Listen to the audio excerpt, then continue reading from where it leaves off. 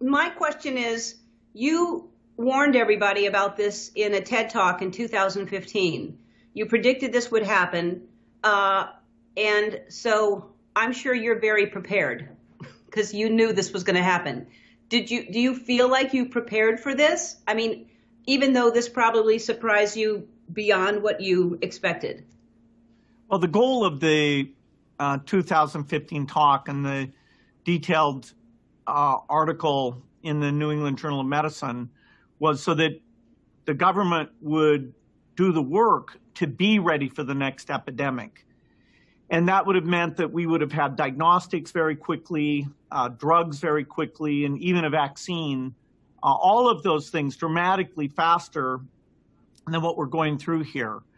Over the last 5 years, the foundation and others did make investments in things like a coalition called CEPI that will help get the vaccine out faster than would have otherwise been the case. But only about 5% of what should have been done to get ready for this, because this is even, worse than war, and yet the amount that was put into it, the amount we practiced and had, the ability to make these tools, virtually nothing was done. And so are you saying, and I don't want to get political about this, obviously this administration is blaming the last administration, saying they didn't have anything. Did anyone listen to you? Was there something, and then it was then then everybody abandoned it, or what happened exactly? Well, it's hard to know how much to spend on something that you can't really compute the probability in any particular year that it's going to come. Fire, war, earthquakes, and so government, they look and they see. We had epidemics like the Ebola epidemic in Africa that should have gotten us ready. Then we had Zika, but a respiratory pandemic that's very widespread, really we haven't seen anything like this for the 100 years. And I actually thought that anniversary of 1918 would galvanize people as well. So a few things were done. Some countries, even without that preparing in advance, have acted in a way that made sure that very few of their citizens die and they don't have to shut down their economy. Now all the countries that have widespread infection, like the United States, we need to learn from each other about how you not only flatten the numbers, but to get them down. And then, with luck, in early June, if the whole country does a better job of shutting down and we get prioritization of the testing that's going on, what policies should we have? Because until we get almost everybody vaccinated globally, we still won't be fully back to normal. We want to go, in manufacture and do construction and go to school, but there will be things like big public events where the risk will outweigh the risk of a disease rebound. So you just said June, but we aren't going to have any vaccines for probably a year. So I can't even imagine going out to a crowded restaurant or anything in June or July if we don't have vaccines. How do you see us acclimating back into a normal life when we don't have the cure for this? Well, your point's a very good one, which is even if we're doing the right things, where we've fixed the testing problems, we're making sure people are strict about quarantine, we're doing really good contact tracing, and so the government is able to encourage some type of activities to resume. Even so, the populace has been thinking about this infectious disease enough that people will be reluctant. Even, they say, okay, it's fine to send your kids to school. I hope we have enough proof that everybody will feel like they go along with that. Or if you want to reopen a factory, do enough workers show up that you can really engage in that activity. Some things like restaurants will probably have more spacing and the demand will be reduced because what we've all gone through here. But we need to start getting things back to normal. They won't be back to normal until we either have that phenomenal vaccine or a therapeutic that's like over 95% effective. And so we have to assume that's going to be almost 18 months from now. but I mean, you and Melinda, first of all, that's why I call you the most generous, and I should include Melinda in this too. You're both Yep. extremely generous. You donated $100 million to fight this as soon as this started in February. I think you donated the money. So that 100 million is going to go towards obviously trying to find a vaccine, but also this therapeutic that you're talking about that will be like a temporary fix. That's right. The foundation does far more in terms of infectious disease work than any group in the world. And so we've reprioritized, and everybody in all our grantees now prioritize this coronavirus work. So, even polio eradication, we're not able to work on that, or new drugs for HIV. But that skill set is very applicable to helping pick which drugs should go into trials and which vaccines we should build factories for, so that if one proves safe and efficacious, we can make billions of doses. So our whole thing is upended. We're giving money to up the testing capacity because in developing countries where they can't do these quarantines, that's where, sadly, the vast majority of the deaths are likely to take place. Yeah. All right, we're going to take a break. We'll be right back after this. So I still don't, I can't wrap my head around if we don't really have a cure for it. Like, I'm doing my show from my house, and as a lot of other people, that have shows are able to do. But I can't imagine having an audience all kind of sitting next to each other, and that being, because also, isn't it possible that it comes back in the fall? Well, we don't know how seasonal it is. So that would actually be good news, that if the force of infection went down in the summer, that would make this thing of getting the case numbers way down, so we start opening up. That would actually make it easier, but you're right, then we'd have to pay attention to it coming back.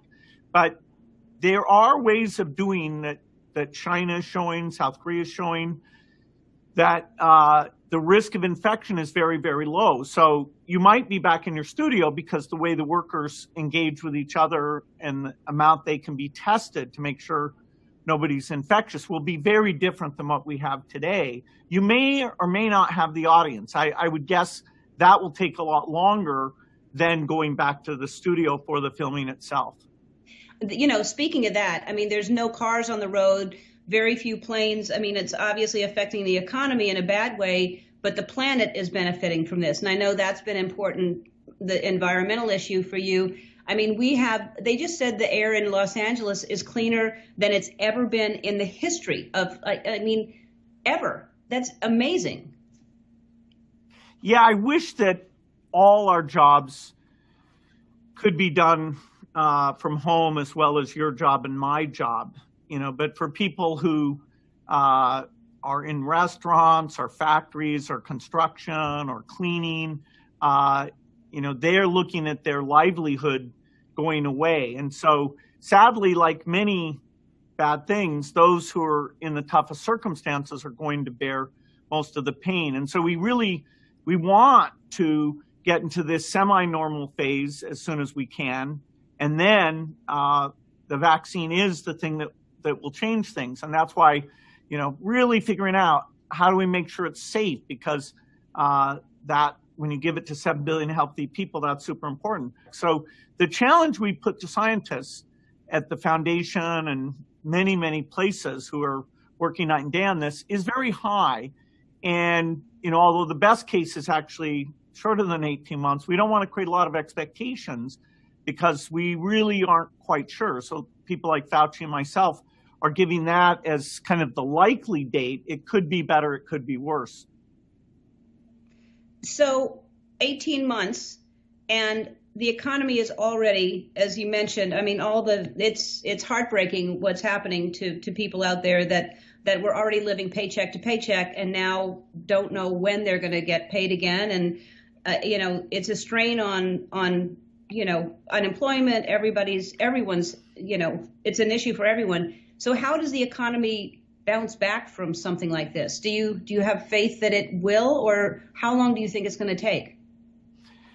Well, it won't go back to normal in some very rapid fashion, because not only do we have these factories shut down and all these activities have ceased, even as we start them back up, people will still be a bit leery about going out, and they will have seen their investments and their job security greatly reduced. So the strong economy we had will take several years before that comes back. The good thing about the economy is that eventually it will come back.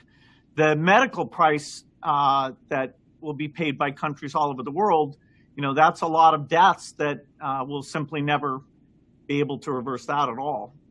And here's a question that I don't know if you can answer, but I was talking to Pink, who of course had COVID-19, and her 3-year-old baby, who is now 2 days fever-free, so he's getting better, and she's feeling much better. But she's super healthy, and yet she gets it. And in the beginning, it was only older people that were vulnerable, or people with pre-existing conditions, and then it's babies and people that are healthy, and then she gets it, and she's in the same house with her husband and her daughter. They don't get it, and so how is it so? And she never had fever. She didn't have the same symptoms that everybody. She never once had fever. So it's all over the place. How is this happening to really healthy people?